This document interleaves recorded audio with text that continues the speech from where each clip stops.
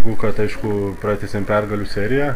Aišku, gal varžovas nebuvo tas toksai iš tų Europos grandų, nedalyvausiantis Europos čempionate, bet aš galvoju, kad šiais laikais jau toj Europoje ir visam pasaulyje jau mažai tų valstybių, kurios nemokėtų žaisti krepšinį, dabar visi moka, turi tų žaidėjų, tai sakau, buvo manau, visai nieko varžovas mum ir tikrai džiaugiuosi, kad šventėm pergalę.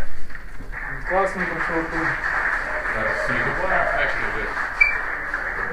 Ar slidu salėje buvo aikštėje?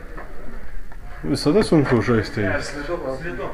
Ne, gal ant galo, biškai jau tas gal aišku, užsidėjom tų reklamų, toks nežinau, kaip rūkas ar kas biškai paslidinėjo visi, bet tokios sąlygos, toks oras nieko nepadarysi.